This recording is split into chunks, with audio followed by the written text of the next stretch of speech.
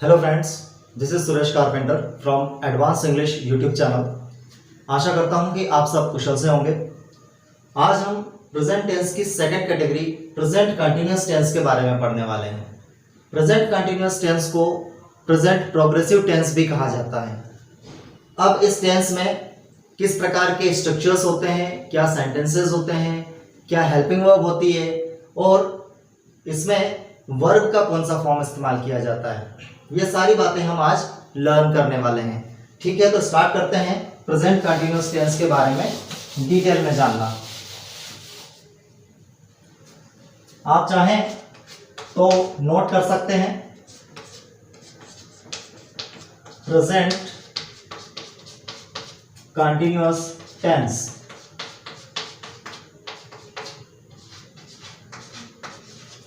Present continuous tense. सबसे पहले मैं आपको बताना चाहूंगा कि प्रेजेंट कंटिन्यूअस टेंस इस्तेमाल क्यों किया जाता है। हम वर्तमान में जो काम कर रहे होते हैं केवल उसको दर्शाने के लिए प्रेजेंट कंटिन्यूअस टेंस का इस्तेमाल किया जाता है। अब वर्तमान में किस प्रकार के कार्य कर रहे होंगे, जैसे कि मैं खाना खा रहा हूं, या फिर मैं कहीं जा रहा हूं, मैं कार्य कर रहा हूं, मैं स्कूल जा रहा हूं, मैं मंदिर में काम कर रहा हूं। बहुत प्रकार के ऐसे सेंटेंसेस होते हैं जो कंटिन्यूअस प्रोसेस में चल रहे होते हैं प्रेजेंट में। उन सबको दर्शाने के लिए प्रेजेंट कंटिन्यूअस टेंस का इस्तेमाल किया जाता है। अब हम देख लेते हैं प्रेजेंट कंटिन्यूअस टेंस की पहचान क्या होती है। तो आपको हर एक सेंटेंस के पीछे रहा है, रही है और रहे हैं, ये आपको देखने को मिलेगा। रहा है, रही है, रहे हैं, या फिर रही हूं, रहा हूं। और इस प्रकार के अगर आपको वर्ड्स सेंटेंस के लास्ट में देखने को मिले तो समझ लेना कि वो वाक्य आपका प्रेजेंट कंटिन्यूअस टेंस का है। अब हम इसकी हेल्पिंग वर्ब देख लेते हैं कि इसमें हेल्पिंग वर्ब क्या क्या इस्तेमाल होती है। हेल्पिंग वर्ब में इज, एम और आर। इज, एम, आर, ये तीन प्रकार की हेल्पिंग वर्ब इसमें इस्तेमाल होती है। अब तीनों हेल्पिंग वर्ब कहां कहां इस्तेमाल होती है, कौन से सब्जेक्ट्स के साथ इनका इस्तेमाल किया जाता है, वो मैं आपको डिटेल में बताता हूं। इज हेल्पिंग वर्ब के लिए आपको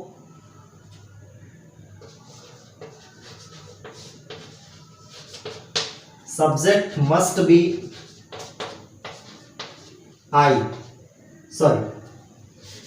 subject must be singular person.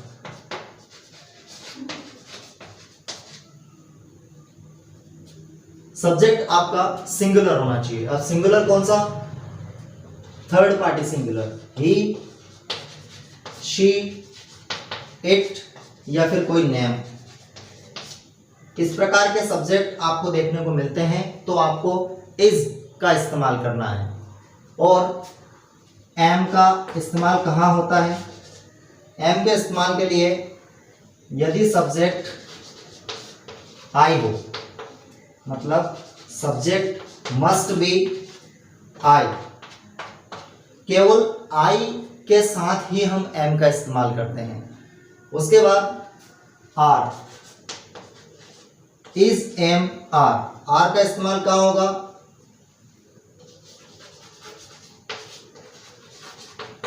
Subject must be plural. जब आपका सब्जेक्ट प्लूरल हो, जैसे कि वी, दे या फिर यू। यू सेकंड पर्सन है इसलिए हम इसको प्लूरल वाले मतलब आर इसमें इस्तेमाल कर रहे हैं क्योंकि ये सेकंड पर्सन है। केवल थर्ड पार्टी पर्सन के लिए ही हम जो कि सिंगुलर हो इज लगाएंगे। ठीक है, तो वी, यू और दे के साथ हम आर का इस्तेमाल करेंगे, आई के साथ एम का इस्तेमाल करेंगे। आप विशेष तौर पर ध्यान रखें इस बात का। अब हम स्ट्रक्चर्स पे आ जाते हैं। आप चाहें तो लिखते रहें, नोट डाउन करते रहें और प्रैक्टिस करते रहें। नोट डाउन करने के लिए वीडियो को बीच बीच में आप पॉज कर सकते हैं यदि आपको लिखने में दिक्कत आ रही हो तो। अब हम आते हैं, सबसे पहला सेंटेंस जो होता है पॉजिटिव सेंटेंस। पॉजिटिव सेंटेंस को आप अफर्मेटिव सेंटेंस भी कह सकते हो। पॉजिटिव सेंटेंस में हम सबसे पहले स्ट्रक्चर को देख लेते हैं कि किस प्रकार का स्ट्रक्चर आप इस्तेमाल करने वाले हैं। स्ट्रक्चर में सबसे पहले हम सब्जेक्ट का इस्तेमाल करेंगे plus helping verb plus verb की first form plus ING. Verb की फर्स्ट फॉर्म के साथ आईएनजी का इस्तेमाल होगा क्योंकि कंटिन्यूअस टेंस है इसलिए, plus object plus other word, ये हमारा स्ट्रक्चर रहेगा। अब हम कोई सा एग्जांपल देख लेते हैं। एग्जांपल में देख लेते हैं, मैं बाहर जा रहा हूं। मैं बाहर जा रहा हूं। बहुत सारे एग्जांपल है, आप कोई सा भी इस्तेमाल कर सकते हैं। इसका बन जाएगा I am going outside. I am going out या फिर आई एम गोइंग आउटसाइड, बाहर की ओर जा रहा हूं, मैं बाहर जा रहा हूं। You may right such kind of sentences. अब इसमें मैं आपको बताना चाहूंगा, अगर इससे हम मैच करें तो सबसे पहले हमने सब्जेक्ट लिया आई, हेल्पिंग वर्ब एम। एम हमने इसलिए लगाया क्योंकि हमारे पास सब्जेक्ट आई है, मैंने आपको पहले भी बताया है। यहाँ पे गो वर्ब है और हमने इसके साथ आईएनजी लगाया है, तो ये हुआ गोइंग आउटसाइड, जो कि बाहर के लिए हमने आउटसाइड शो किया है। अब इसके बाद में मैं आपको दूसरा सब्जेक्ट लेकर बता देता हूं। दूसरा एग्जांपल ले लेते हैं हम, वह खाना खा रहा है। वह खाना खा रहा है, इसका हो जाएगा ही इज ईटिंग फूड।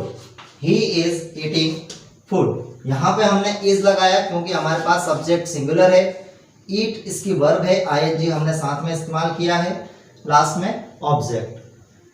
तो ये हमारा स्ट्रक्चर है और स्ट्रक्चर के साथ इस प्रकार के सेंटेंसेस हमें बनाने होंगे। हेल्पिंग वर्ब का विशेष तौर पर ध्यान रखें, मैंने आपको एग्जांपल से बताया है, और भी आप एग्जांपल्स घर पर प्रैक्टिस करें। अब हम नेगेटिव सेंटेंस पर आ जाते हैं कि नेगेटिव सेंटेंस में किस प्रकार का स्ट्रक्चर होता है और क्या क्या हेल्पिंग वर्ब किस प्रकार से इस्तेमाल होगी।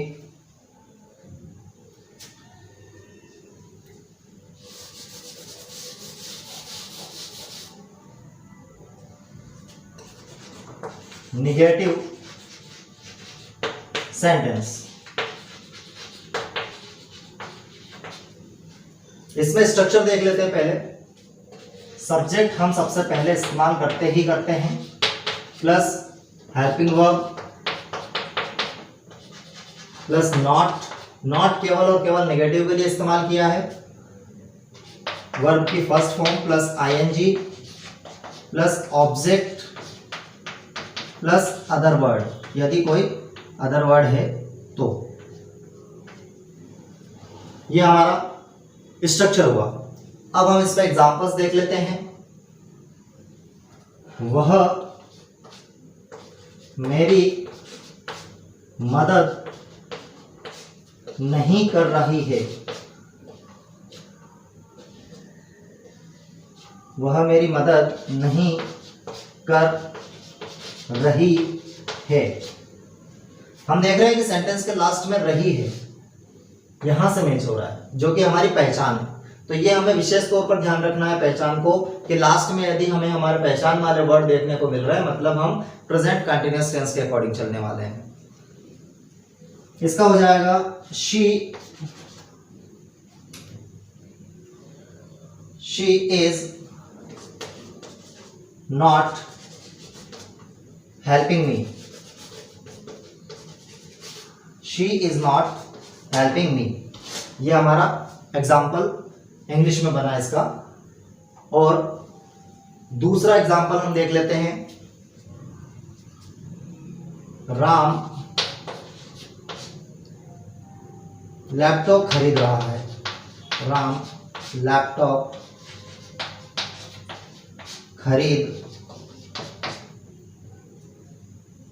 चूंकि हम नेगेटिव की बात कर रहे हैं तो राम लैपटॉप नहीं खरीद रहा है, नहीं खरीद रहा है।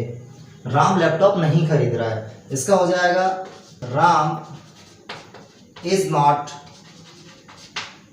Buying laptop. Ram is not buying laptop, चूंकि हमने इज लगाया है क्योंकि सब्जेक्ट हमारे पास सिंगुलर पर्सन है, और यहां पर भी इज लगाया क्योंकि सब्जेक्ट हमारे पास सिंगुलर पर्सन है, और हमने स्ट्रक्चर के अकॉर्डिंग ही इन सेंटेंसेस को डिफाइन किया हुआ है। अब हम इंट्रोगेटिव सेंटेंस को देख लेते हैं। आप इसकी प्रैक्टिस करते रहें, जितनी प्रैक्टिस करेंगे उतना ही आप लर्न करेंगे।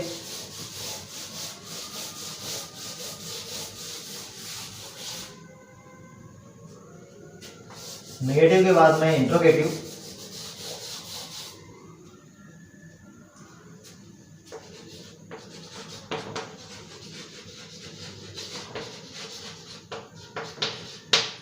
Interrogative sentence. अब इंट्रोगेटिव सेंटेंस में स्ट्रक्चर क्या होता है, तो स्ट्रक्चर देख लेते हैं। इंट्रोगेटिव सेंटेंस हेल्पिंग वर्ब से स्टार्ट होते हैं। यदि आपका आंसर रीजन बेस्ड नहीं है तो helping verb plus subject plus verb की first form plus ING plus object plus other word plus question mark. चूंकि इंट्रोगेटिव है इसलिए हमें क्वेश्चन मार्क लगाना आवश्यक है। अब हम कोई सा एग्जांपल देख लेते हैं। क्या हम स्कूल जा रहे हैं? स्कूल को हिंदी में विद्यालय भी कह सकते हो। क्या हम स्कूल जा रहे हैं? Question mark. क्या हम स्कूल जा रहे हैं? इसका इंग्लिश में हो जाएगा are we going to school? Are we going to school? ये हमारा सेंटेंस बन गया। इसके बाद हम दूसरा एग्जांपल ले लेते हैं कोई सा भी। क्या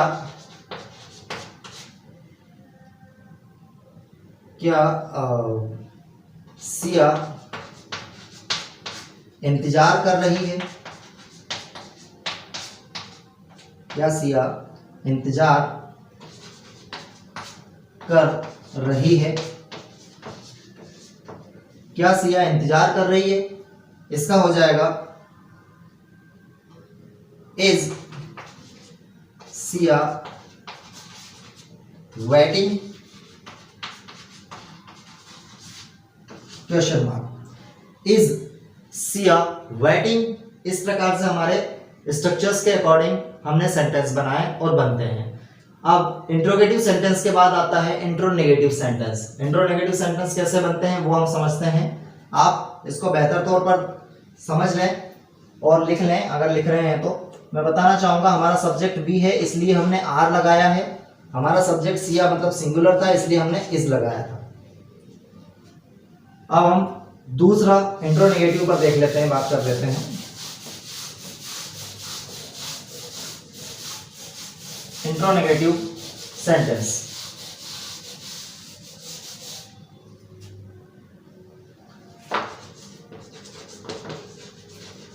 intro negative sentence interrogative sentence की तरह ही है ये, केवल हमें नेगेटिव ऐड करना है इसमें, मतलब नॉट ऐड करना है। इसका स्ट्रक्चर हो जाएगा helping verb plus subject plus not,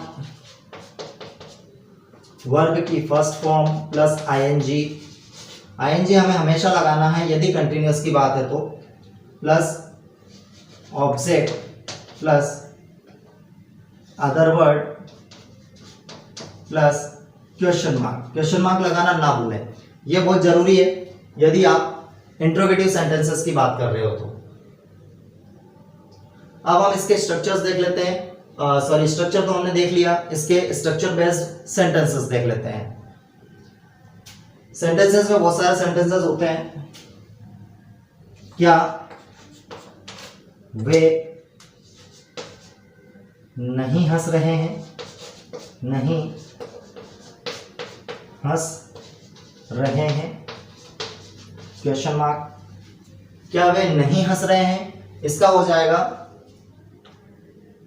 are they not laughing, question mark. Are they not laughing, क्या वे नहीं हंस रहे हैं। उसके बाद दूसरा एग्जांपल देख लेते हैं कोई सा भी। क्या मैं बाजार नहीं जा रहा हूं? नहीं जा रहा हूं,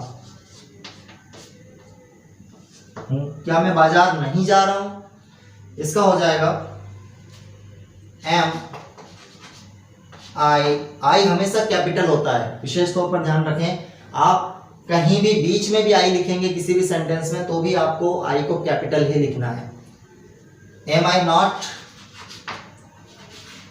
going to market, question mark. Am I not going to market, इस प्रकार से हमारे सेंटेंसेस बनते हैं। चूंकि हमारे पास सब्जेक्ट आई था इसलिए हमने यहाँ पे एम हेल्पिंग वर्ब को लिया, और यहाँ पे हमारा सब्जेक्ट दे मतलब वे जो कि प्लूरल में आता है, इससे हमने हेल्पिंग वर्ब को आर लिया। तो ये हमारा स्ट्रक्चर रहा और ये हमारे सेंटेंसेस रहे।